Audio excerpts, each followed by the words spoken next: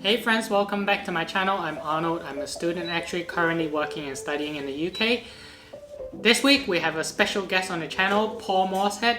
Paul has 25 years of experience as an actuary, so he has a lot of interesting and insightful experience that he can offer to us. A lot of good advice as well. Before we begin, I post actuarial related content out on my YouTube channel, so if you don't want to miss out, please do make sure to subscribe and like my channel so that it supports creators like us to continue making more videos.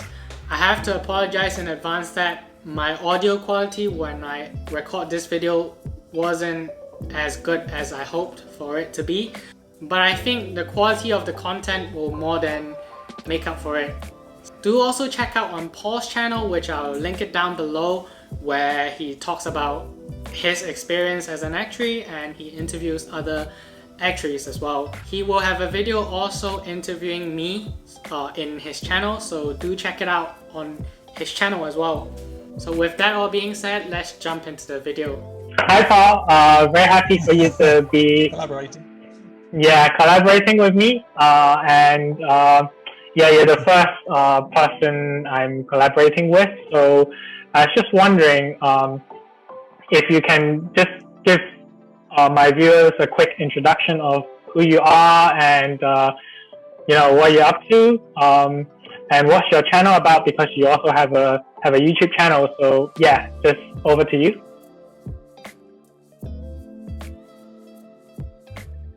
Hey, well, thanks for having me, Arnold. It's great to be your first collaborator. So my name is Paul Moorshead. I've been working as a general insurance actuary for over 25 years now, which might be more years than you've been around. I'm not sure. I'm married to an actuary. All right. I've got 3 children. And really, I'm quite keen to sort of pass on my knowledge to the next generation of actuaries, help them to develop. And so I've created a YouTube channel where I have actuarial knowledge sharing videos aimed at probably actuaries up to about 5 years after qualification, so junior actuaries up to that sort of level. And I've been putting various videos on there and also encouraging other senior actuaries to contribute to the channel. So if you go there, you'll see sort of not just me talking. So I think it's a good hub for people to sort of come and learn about the actuarial world. Yeah, I think that's a very wonderful idea, especially like you mentioning that you have 25 years of experience. I'm sure you have a lot to give to the community, and like you can build a lot of trust with your audience and band everyone together. So I was just wondering, there's one question that comes to my mind. So you mentioned that you joined the actuarial profession like 25 years ago. So even today, to this day, the actuarial profession is not quite known to many people, right? So I was just wondering, how did you what's your journey in becoming an actuary? Because I'm sure back then even less people know about the profession. So what's your journey of becoming an actuary, and then like how did you become where you are right now? If you can share that a bit. Sure. Well, I've always liked maths. It was always my favourite subject at school, which is a good start if you want to become an actuary. I'm good with computers. I like problem solving. So there's lots of reasons why being an actuary was a good fit for me. And even when I was at school, I did some career counselling, and it said my number one job was to be an actuary. So I've kind of sort of been destined to be one from the start. However, unlike most actuaries, I didn't get a degree. So I went to university, but I didn't leave with a degree, which was, even back then, it was a really bad idea. So, any of your viewers who are watching this, who are at university having a tough time, you just got to reach out, get the support you need, because you don't want to do what I do. You want to do it the easy way, get a graduate job. I was really lucky. I dropped out, and then I ended up just seeing a random job advert in the local paper. asking for someone who's like good at maths, good at computers. I was like, sounds like me. And I just really luckily ended up working for a company called English Wright and Brotman, which was quite small, literally like 10 people. And it was just chocked full of these amazing general insurance actuaries. And I was just really lucky to just get in at the start. You know, they brought me on, they taught me so much. They eventually got me through the exams and everything. So, you know, that was my real lucky break getting there. And I've sort of just kind of grown from there. So I haven't necessarily had this sort of career path. I've just sort of been doing interesting work sort of as I've gone along and ended up where I am, which is, you know, a job I really like.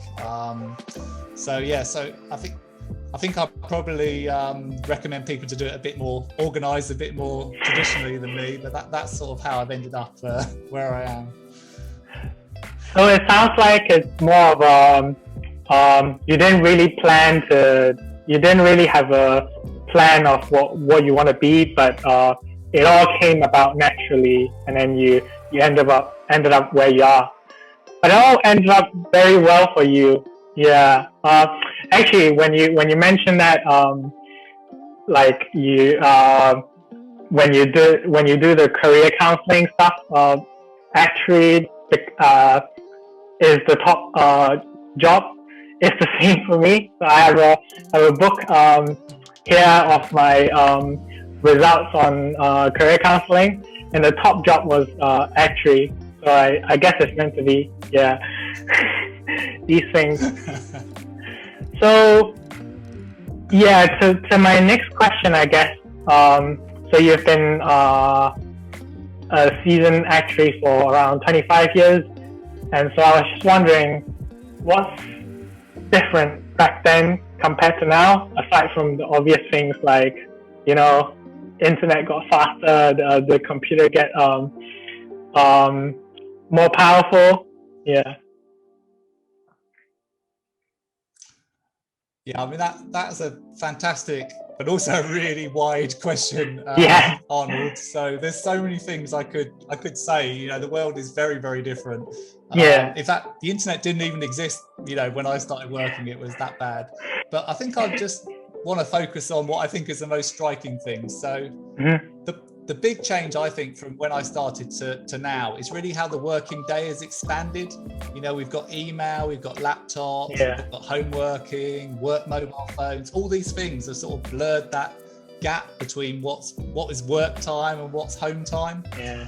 And I really do think it's something I do, and everyone needs to be careful about. You know, in the old days, you left the office and that was it. You couldn't do any work until you came back in, you know, possibly over the weekend, you know. Yeah. So it was much better that we'll have this separation. And I think junior people in particular really need to be careful to set boundaries on what's reasonable.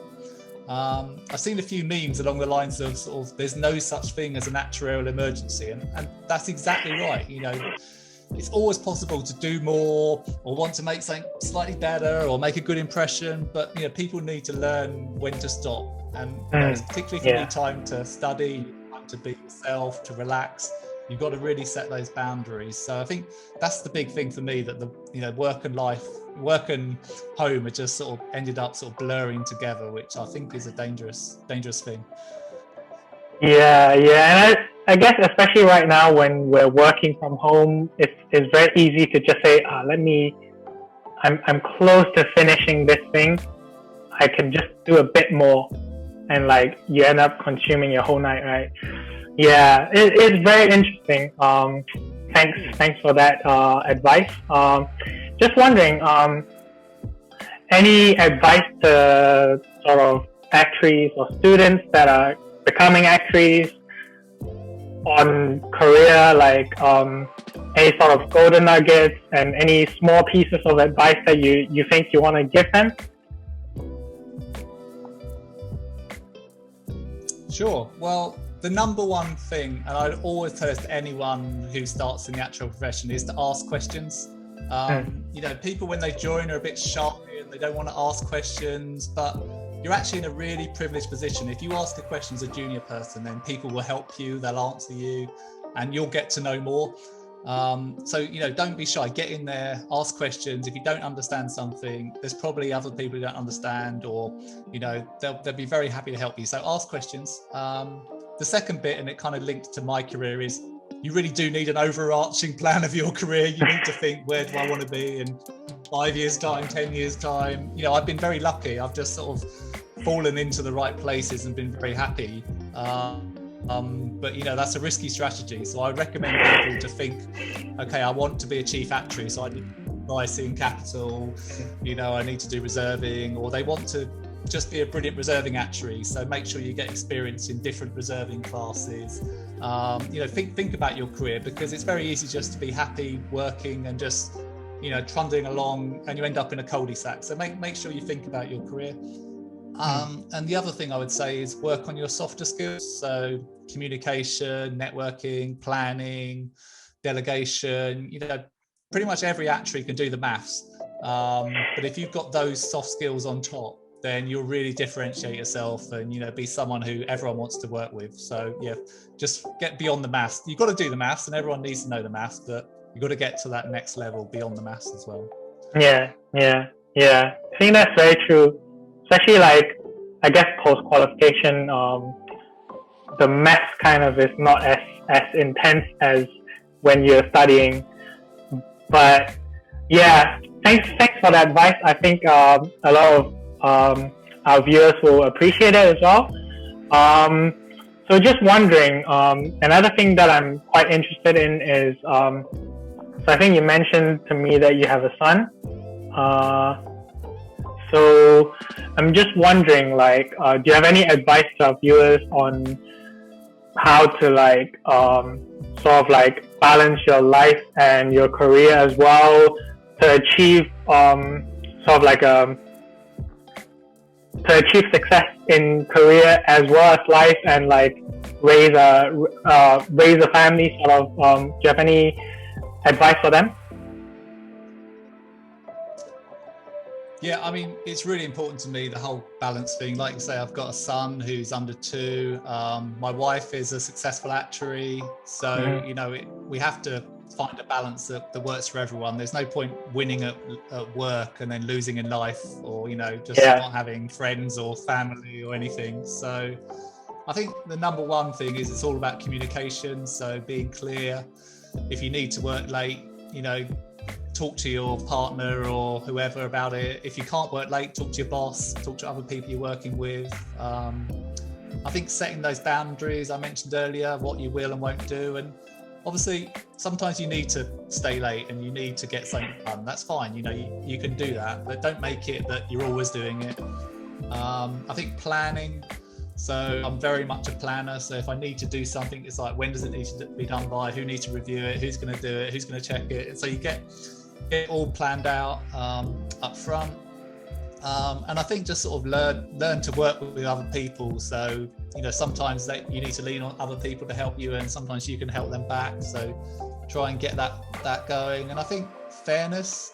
So, you know, my wife works, and it's important to me and to her that she has a good career, and it's not just about me. So, you know, we both work, we both do childcare, we both do housework. You know, there's no men's or women's jobs in this household. You know, we both support each other. And actually bringing in support when you need it is really important. So, you know, if you've got a good job, then you can afford to get people to help you. So, you know, there's a lot of work needs doing just to keep jobs going and to raise children and to have a, you know, nice house. So bring people in if you need it. Don't think you have to do it all yourself. So I guess that's how I've tried to do it, and I've done pretty well, but there's, you know, I don't do it perfectly, so there's always room for improvement. Yeah, but I guess that's for everything. We always can improve, but I think you summed it up very well. That, like, you know, one thing that really sticks in my mind is that you mentioned that there's no gender role, so you and your wife both are a career person, and you also want to contribute in raising the family as well. So I think that's really important for our viewers to get that. You know, having a family is not just a one person job. Like you can't just, you know, dump everything to one person and then another person become a career person. like it's all about communication and like setting boundaries. So yeah, thank you very much for that. So just one last question that I want to ask you. So because your our channel is more focused on actuaries and the career aspect of being an actuary. So I just wanted to ask you a bit about yourself, sort of outside of your career, how you're like. So for example, what's your hobby? What are some things that your viewers or even your colleagues might not know about you? So yeah, over to you. Okay, cool. Well, my wife often jokes that I've always got a new hobby. So if you ask me this question in a few years' time, it might be a totally different answer. But right now, I really enjoy park running. I really enjoy bird watching, board game, and learning Italian. And I think when you say board gaming, people have a bit of a thing in their mind. It's going to be like Monopoly, and it's sort of takes ages and it's really boring. But actually, I think most actuaries would enjoy proper board gaming. And if people are looking for a way into that world, I would say check out a game called Forbidden Island. It's cheap, it's simple, it's cooperative. You can play it with adults or children, and it's a lot more fun than traditional board games. So if people are looking to find out about board gaming, have a look at Forbidden Island, and I think you'll have a lot of fun with it. In terms of something that people might not know about me, I guess probably the obvious thing would be say that I resisted getting a mobile phone for a long time. So all my friends had them and everyone was like, get a phone. I was like, no, I like being able to get away from everyone, not being contactable. But ultimately smartphones got me, and now I've got an Apple Watch and everything, because they are really useful. But we still have a few rooms in the house where you can't get internet and you can't get any phone signal, so you can still get away from it in this house, and just leave the modern world behind and just sit and relax. So I think that's the thing which might surprise people. I try and get away from technology. Yeah, I guess like sometimes it can be too much, like the phone being away, like being with you, and like everyone can just contact you whenever you want to. Yeah, I can like sort of like understand that. Well, thank you very much, Paul. Really appreciate you giving me your time and answering me all those questions. If for anyone that wants to know more, please go check out Paul's channel. There's absolutely a lot of great content out there, and he's also doing a lot of interviews with other actuaries, sort of like in all levels. So yeah, please go check it out to his channel, which I'll link down below. So thank you very much for watching, and we'll see you next time. Paul, do you want to give some last words to, not last words, but like some final words to our viewers? Well, I'd just like to say thanks again for having me on your channel. It's really great to meet you, Arnold, and I really appreciate actuaries getting onto YouTube and sharing their knowledge and helping other people. So thanks from me on behalf of your viewers. Thank you very much, Paul. And I'm sure we'll see each other again. Definitely. Thank you.